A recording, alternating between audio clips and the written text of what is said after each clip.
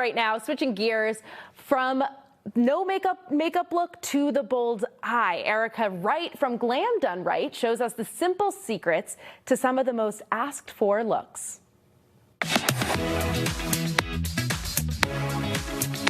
Makeup is a sense of empowerment. It's a sense of confidence. I was in pageants growing up, and that's what really boosted confidence for me in learning to not only enhance my natural features, but to also give me that confidence boost, whether it's on stage, in bright lighting, and just every day to day.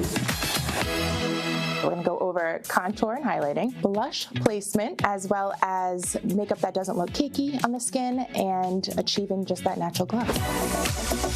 So for contour, you really want to pick something that has a little bit more of a cooler undertone. This will bring the dimensions and bring that sculpting to the face. With bronzer, you want to pick something that has a little bit more of a shimmer to it and go a little bit warmer with this. So I always say think of your face as like a 3. So you want to start around your hairline. We're going to start from the top of the ear and stop just right when you get to the cheek. And always blend up into the hair. Never down. We want nothing to go down. And we're gonna hit the jawline as well. Always cream first, and then you go in with powders to set. So I always say if you feel like you have more of a round face, you want to place the blush a little bit higher on the cheekbones, around the face, around the perimeter of the face. And if you feel like you have more of a longer face, to place the blush right on the apples of the cheeks to kind of give yourself a smile and put that blush right there.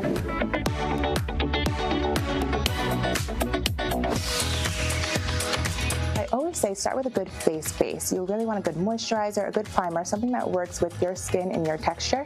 From there, you want to work in layers. Primer is important. I like primers because I feel like they can really help the longevity of your makeup as well as the texture of your makeup around the T-zone. So next we're going to go in with the foundation. So if you have a blemish, I would just kind of spot treat that blemish and then go from there. Bring the blush on up, right above that contour. You want to apply your makeup with a brush first. Use a beauty blender as merely a tool to blend out your makeup, whether it's concealer or foundation. We have a finishing spray as well as a setting spray here. So with this MAC Fix Plus, this is going to melt the makeup down, all the powders I used, and just make the makeup look more skin-like and natural throughout the day. And this is a setting spray, so this will help the makeup last throughout the day.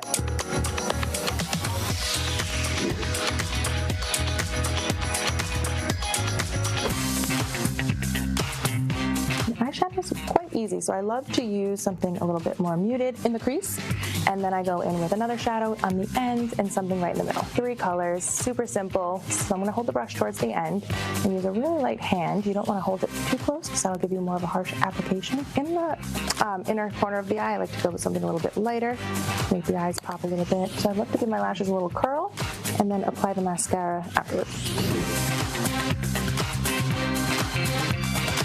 Feels good? Ooh, that's weird.